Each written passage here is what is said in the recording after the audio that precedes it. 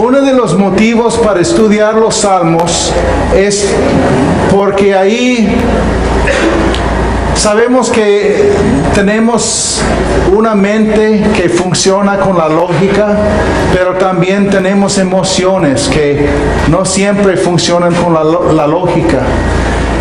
Si uno quiere alimentar su mente, su razón, pues hay muchas cartas, hay muchos libros en el Nuevo Testamento, el Antiguo Testamento, que hacen eso. O sea, Romanos, por ejemplo, es la carta más teológica de la Biblia. Y ahí es donde podemos razonar y Hebreos es otra, donde podemos razonar en cuanto a quién es Dios y su propósito. Pero para el lado emocional de nosotros, aprendemos en los salmos, o sea, porque los salmos tratan de toda la gama de las emociones, de desesperación, de amor, de esperanza, de tristeza, de luto, de todo. Ahí se encuentra en los salmos. Entonces, es importante esto porque como seres humanos tenemos que aprender cómo expresarnos a Dios. Y cuando queremos expresar las cosas del corazón, necesitamos involucrar las emociones. Entonces los salmos nos dan un lenguaje para poder hablar con un ser infinito. Como seres finitos nosotros, nos da un lenguaje para poder comunicarnos con Dios, con un ser que pues está en otro nivel totalmente. Entonces el estudio de los salmos nos ayuda a captar ese lenguaje, esa manera para expresarnos a Dios. Y es por eso que es importante. Yo digo que para los cristianos se debe leer por lo menos un salmo al día, como una vitamina diaria, ¿no? Donde estás alimentando tu alma. Y estos salmos fueron escritos por personas que aprendieron eso, aprendieron cómo abrir sus corazones a Dios y Dios les habló. Entonces ahora vamos a ver el Salmo 22, si tienen sus Biblias, las pueden abrir ahí. Y el Salmo 22 es un salmo mesiánico. Y antes de ver más, yo creo que sería bueno que oráramos juntos. ¿Cómo lo ven? Ok, vamos a orar. Señor, gracias te damos por tu palabra, gracias te damos por tu Espíritu que mora en nosotros. Y ahora, Señor, te pedimos que nos des una mente concentrada, enfocada en ti, Señor, para poder captar lo que tú nos quieres enseñar ahora. Guíenos por el Espíritu Santo, Señor. Enséñanos.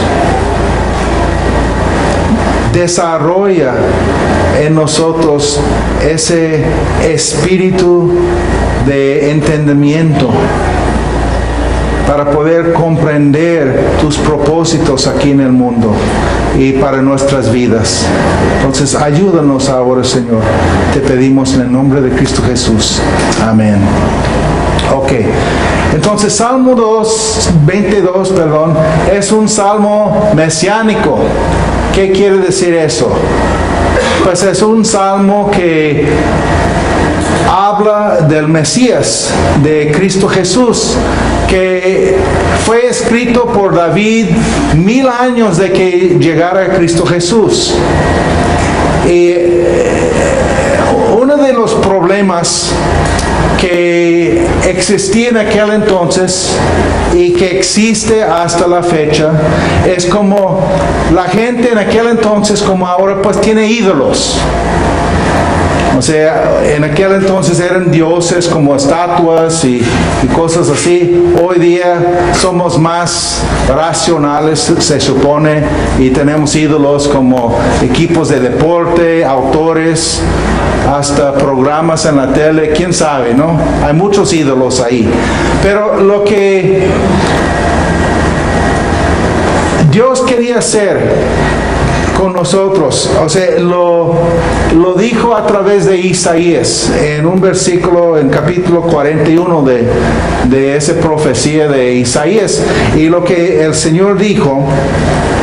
O sea, el problema con tantos ídolos era de poder comprobar quién era el Dios verdadero, ¿verdad? Por entre los muchos dioses, ¿quién es el Dios verdadero? Y el Señor quería comprobar que era el Dios verdadero, y dijo en Isaías 41, 21 a 23, dice el Señor: expongan su caso, dice el Señor, presenten sus pruebas, demanda el rey de Jacob. Acérquense y anuncien lo que ha de suceder y cómo fueron las cosas del pasado, para que las consideremos y conozcamos su desenlace. Cuéntenos lo que está por venir. O sea, es un reto a los ídolos. A ver, ¿cómo empezaron las cosas? ¿Cómo van a terminar? Dice, digan que nos depare el futuro. Así sabremos que ustedes son dioses. Hagan algo bueno o malo para verlo y llenarnos de terror. Entonces es un desafío de Dios a los ídolos de las naciones. A ver, son dioses, díganos el futuro, díganos de los comienzos. ¿Cómo comenzaron las cosas? Pues en Génesis Dios nos dice cómo comenzaron las cosas. Y nomás un paréntesis aquí, quería mencionar un artículo que vi esta semana, la semana pasada, que salió en una revista científica, y el título fue esto: un estudio masivo revela que 90% de los animales de la Tierra aparecieron a la misma vez. Fíjense, 90% de los animales, esa es la ciencia que está diciendo esto.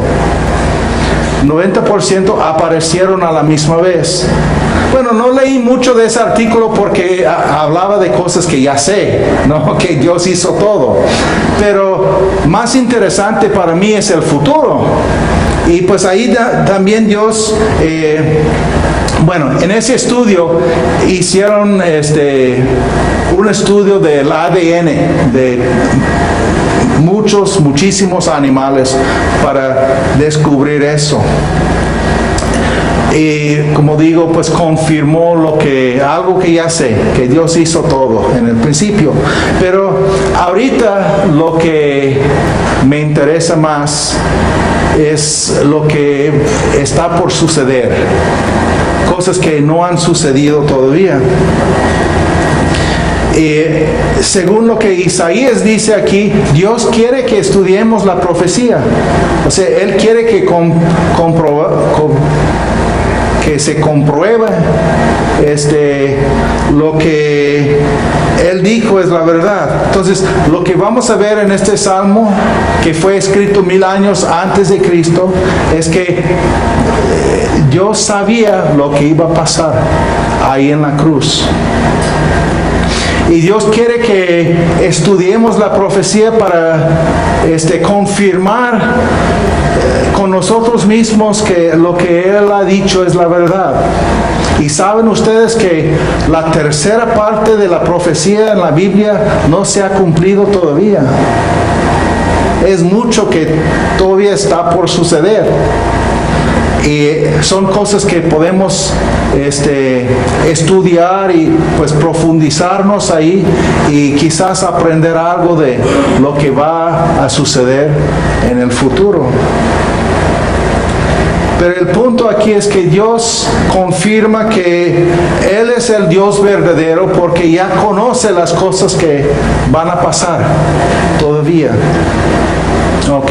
Entonces, Salmo 22 es un salmo mesiánico, es una profecía acerca del Mesías, donde Dios anunció 1000 años antes de un rey que iba a llegar, antes de que mucho antes de que sucediera eso. ¿Ok? Entonces, el salmo empieza así: Dios mío, ¿por qué me has abandonado? Y termina el salmo, si lo traduces literalmente, todo se ha cumplido. Y si estas palabras suenan como algo familiares, porque son las palabras que Cristo dijo en la cruz. Okay. Y un detalle importante antes de leer este salmo es saber que fue escrito por David 1000 años del nacimiento de Cristo Jesús, 500 años antes de que se le hubiera ocurrido a alguien inventar la crucifixión. O sea, no existía la crucifixión. Ustedes saben que en aquel entonces los hebreos, cuando alguien merecía pena de muerte, pues lo apedreaban. Y fue hasta 500 años después de este salmo que empezaron a usar la crucifixión como una sentencia de muerte. Entonces ahí también es otra seña, ¿no?, de que esta profecía Dios anuncia las cosas antes de que sucedieran, antes de que la gente, el mundo conociera las cosas. Ok, entonces vamos a leer Salmo 22. ¿Listos? Dios mío, ¿por qué me has abandonado? Lejos estás para salvarme, lejos de mis palabras de lamento. Dios mío, clamo de día y no me respondes, clamo de noche y no hallo reposo. Pero tú eres santo, tú eres rey, tú eres la alabanza de Israel. En ti confiaron nuestros padres, confiaron y tú los libraste.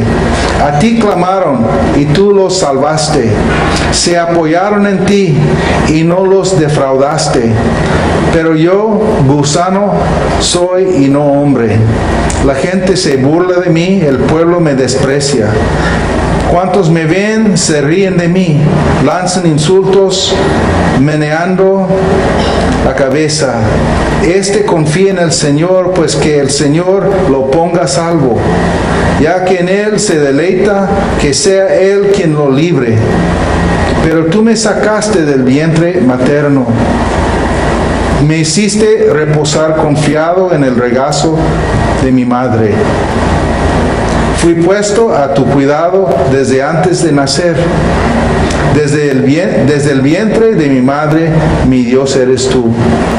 No te alejes de mí, porque la angustia está cerca, y no hay nadie que me ayude. Muchos toros me rodean, fuertes toros de Basán me cercan. Contra mí abren sus fauces leones que rugen y desgarran a su presa. Como agua he sido derramado, dislocados están todos mis huesos. Mi corazón se ha vuelto como cera y se derrite en mis entrañas. Se ha secado mi vigor como una teja, la lengua se me pega al paladar. Me has hundido en el polvo de la muerte. Como perros de presa me han rodeado. Me ha cercado una banda de malvados. Me han traspasado las manos y los pies. Puedo contar todos mis huesos con satisfacción perversa. La gente se detiene a mirarme. Se reparten entre ellos mis vestidos y sobre mi ropa echan suertes. Pero tú, Señor, no te alejes. Fuerza mía, ven pronto en mi auxilio. Libra mi vida de la espada, mi preciosa vida del poder de esos perros. Rescátame de la boca de los leones, sálvame de los cuernos de los toros. Proclamaré tu nombre a mis hermanos, en medio de la congregación te alabaré. Alaben al Señor los que le temen. Hómbrenlo, descendientes de Jacob, venérenlo, descendientes de Israel, porque Él no desprecia ni tiene en poco el sufrimiento del pobre. No esconde de Él su rostro, sino que lo escucha cuando a Él clama. Tú inspiras mi alabanza en gran asamblea. Ante los que te temen cumpliré mis promesas. Comerán los pobres y se saciarán. Alabarán al Señor quienes lo buscan. Que su corazón viva para siempre. Se acordarán del Señor y se volverán a Él todos los confines de la tierra.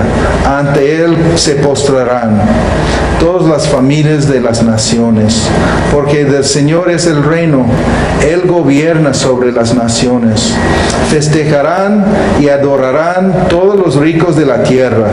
Ante Él se postrarán todos los que bajan al polvo, los que no pueden conservar su vida. La posteridad les servirá. Del Señor se hablará a las generaciones futuras. A un pueblo que aún no ha nacido, se le dirá que Dios hizo justicia. Amén. Entonces, este salmo se divide en dos partes aquí. Primero es un lamento hasta versículo 21 más o menos, y después de ese lamento es pues una oración, una acción de gracias ahí. Entonces, la primera parte en los primeros versículos habla del tormento, de sentirse abandonado por Dios. O sea, Dios mío, ¿por qué me has abandonado? O sea, este es el pensamiento del Cordero inocente cuando Él tiene que enfrentar la ira de su Padre.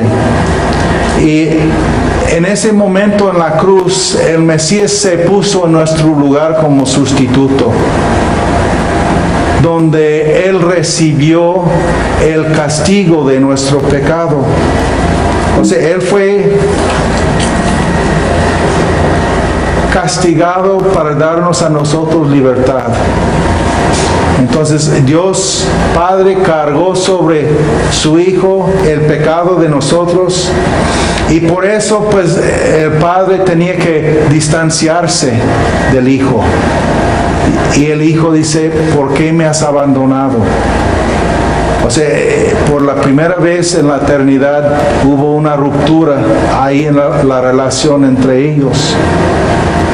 Y en su humanidad ahora, porque experimenta esa separación de su Padre, en su humanidad grita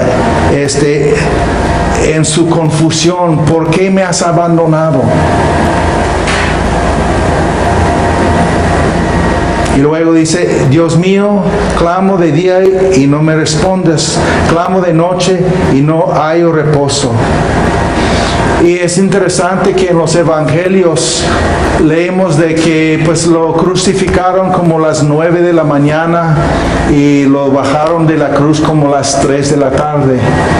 Y en ese inter de 9 a 12 a mediodía pues había luz, pero después de mediodía hasta las 3 hubo oscuridad, dice en los evangelios. Una oscuridad sobre toda la tierra. Y sabemos esto porque fue notado por historiadores seculares, o sea, griegos.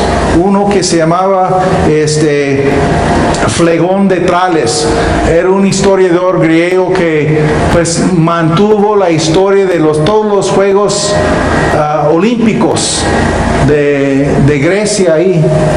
Y él anotó es una historia de 16 volúmenes, ¿no? Es largo, pero dice ahí en el cuarto año de la Olimpiada 202, que corresponde al año 32-33 después de Cristo, hubo una falla del sol más grande que cualquiera conocido anteriormente. Y la noche llegó a la 6ª hora del día, o sea,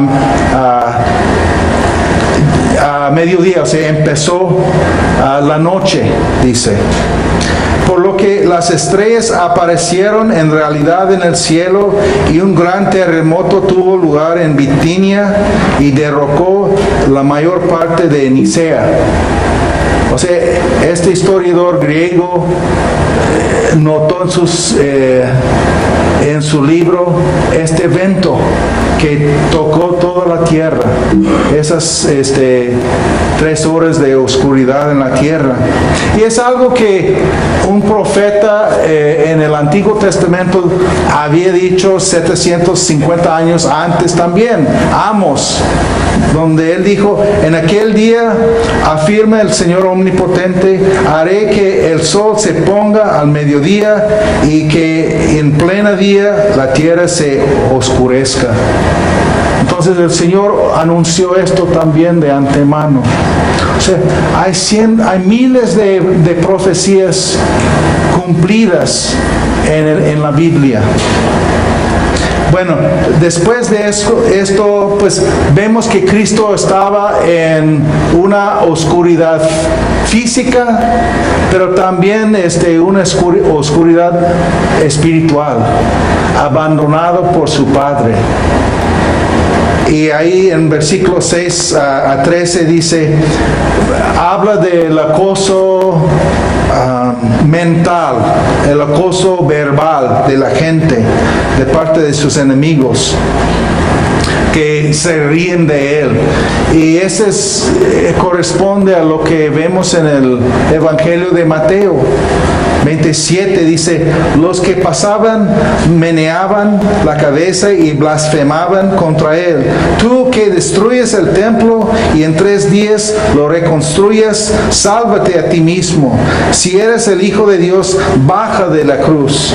De la misma manera se burlaban de él los jefes de los sacerdotes, junto con los maestros de la ley y los ancianos.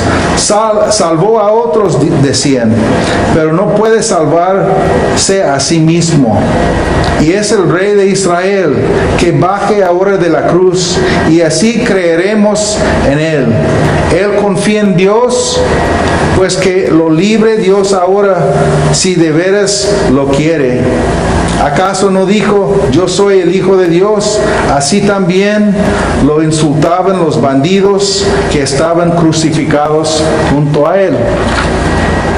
Entonces aquí tenemos el pueblo, los líderes de del pueblo y hasta los criminales a sus lados. Todos se están burlando de él. Y el Señor dice, pues, pero yo gusano soy y no hombre. O sea, de recibir toda esa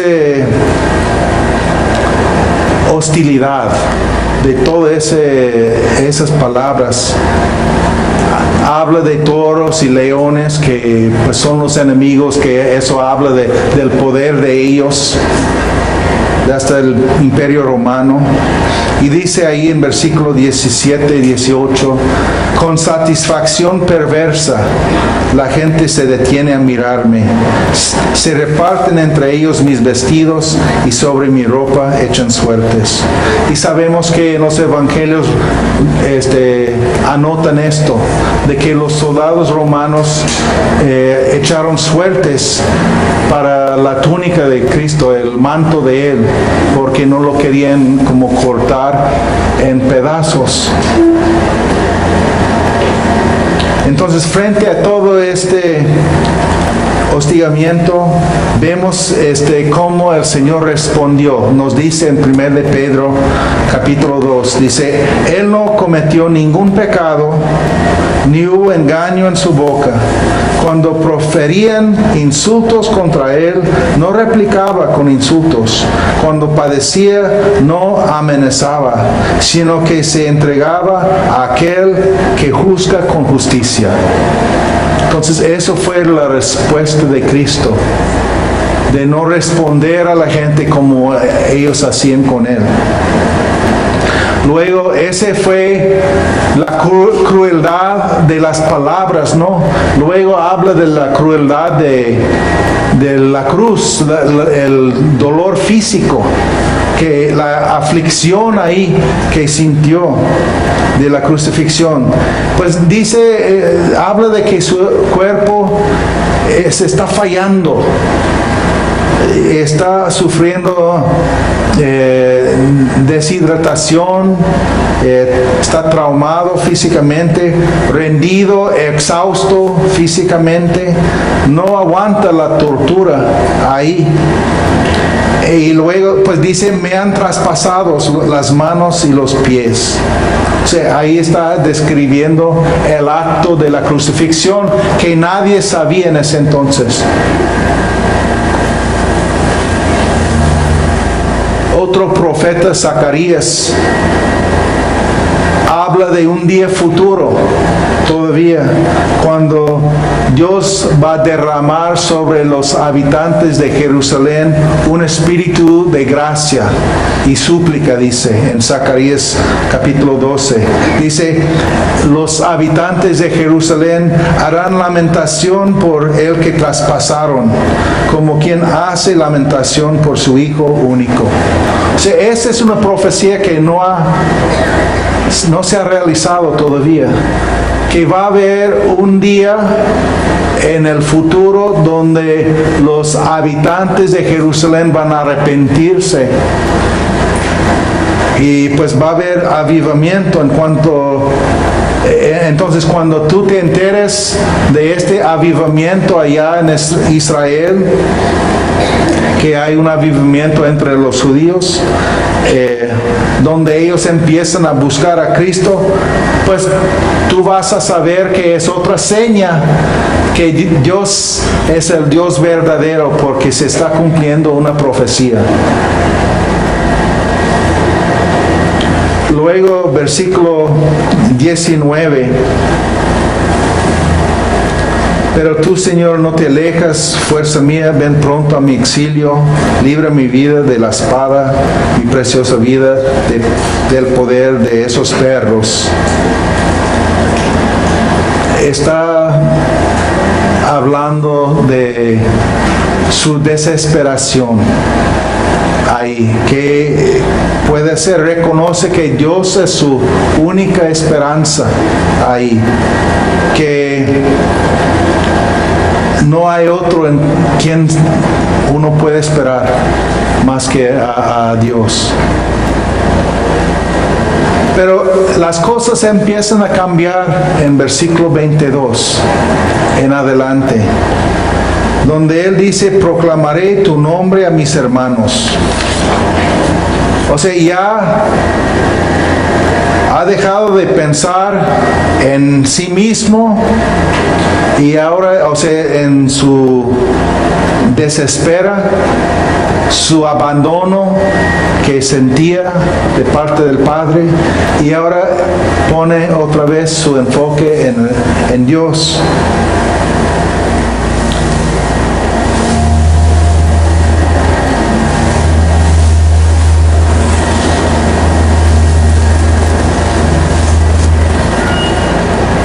Él describe ahí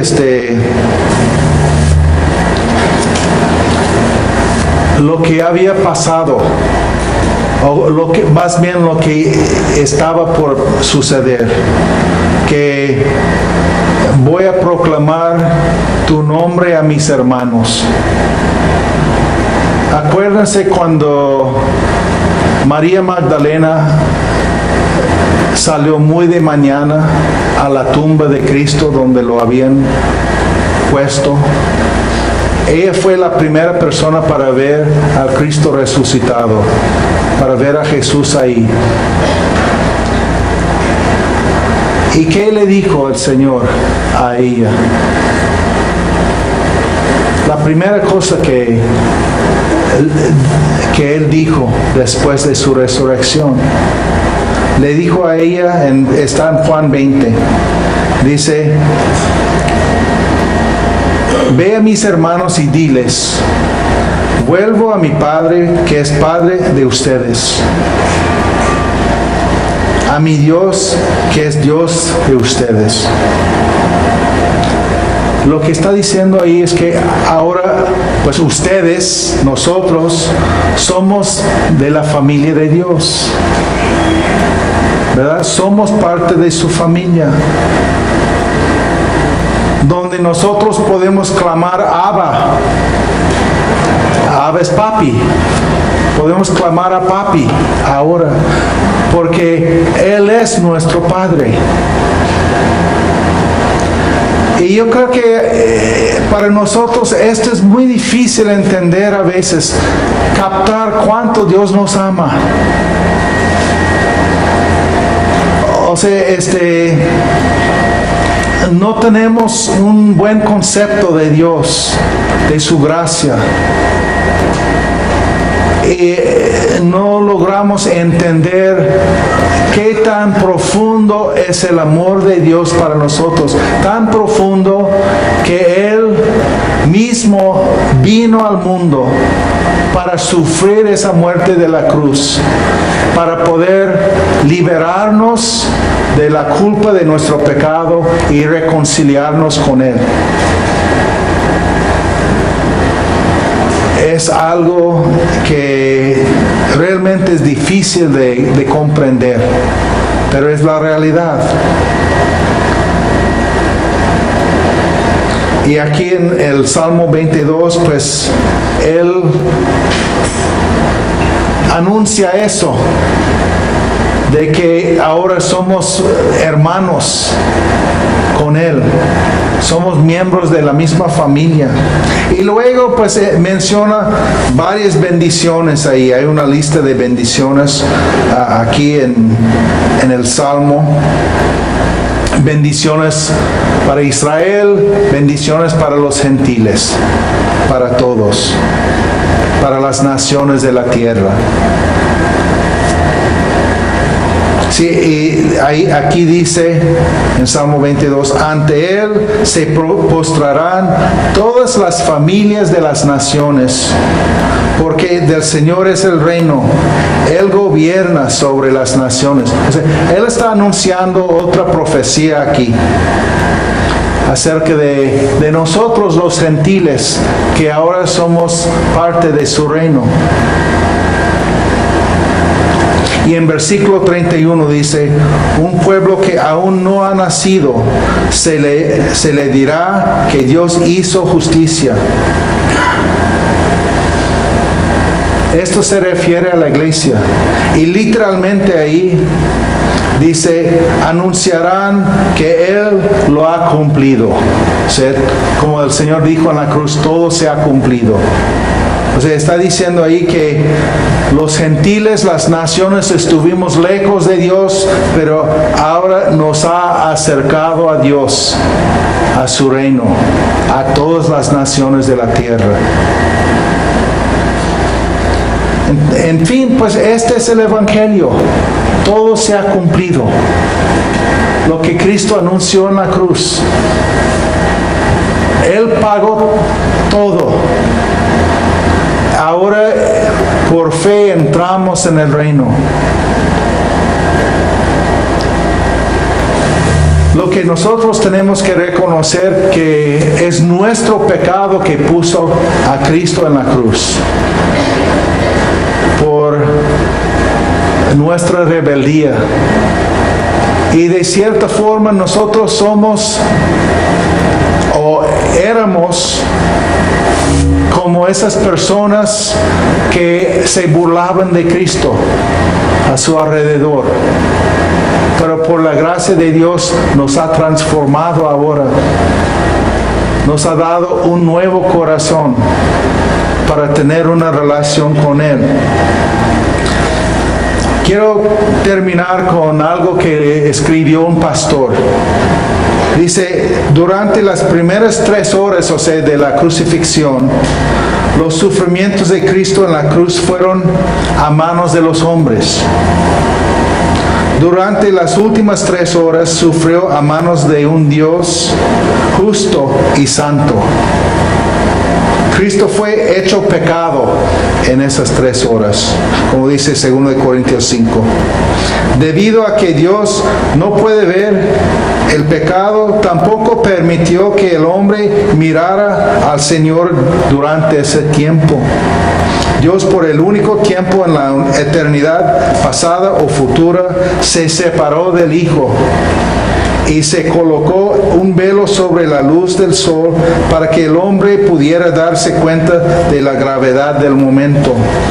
Durante las primeras 3 horas, el Calvario era solo una colina a las afueras de la ciudad de Jerusalén, donde el Hijo del Hombre fue crucificado. Durante las últimas 3 horas, el Calvario se convirtió en un altar de Dios, donde el Hijo de Dios fue sacrificado por nuestros pecados. Durante la luz, Cristo soportó el peso de su propio cuerpo en la cruz. Durante las últimas 3 horas, soportó los pecados del mundo entero. Fíjense. Entonces yo creo que a veces el problema que tenemos es que no entendemos la gravedad del pecado. Y por eso no apreciamos lo que Cristo ha hecho a nuestro favor, para poder alabarle de todo corazón, con todo lo que somos.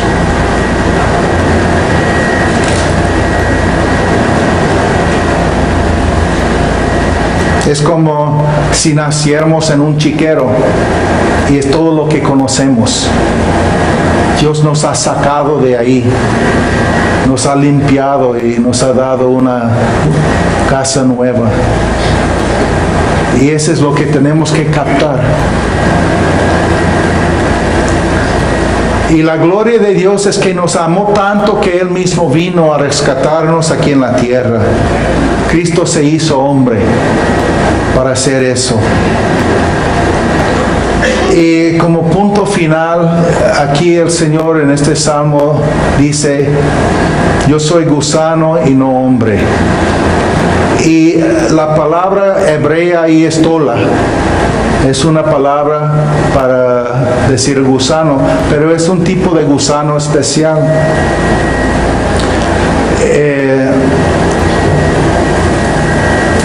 Tola es la raíz de la palabra escarlata en el hebreo. Tola es el gusano que machucaban para sacar tinte del color escarlata. Y literalmente la palabra en hebreo para escarlata dice el esplendor del gusano. Interesante. Pero se machucaban los gusanos para sacar ese tinte. Y es un tinte que se menciona varias veces en el Antiguo Testamento. De hecho, las cortinas en el tabernáculo fueron hechas de ese tinte, de color escarlata. Dice también que Salomón, el rey Salomón, vestía a las vírgenes en túnicas de color escarlata, de tola. Entonces lo que el Señor está diciendo es que soy tola. Me machucan para que sean vestidos de gloria ustedes.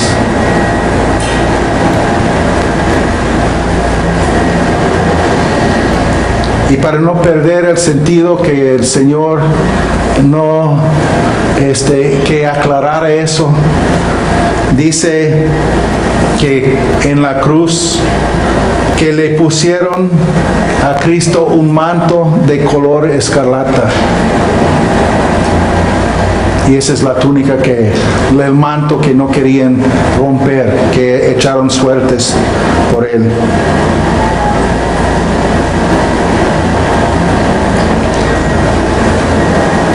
Gracias a Dios que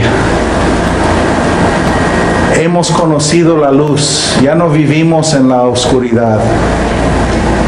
Este salmo nos habla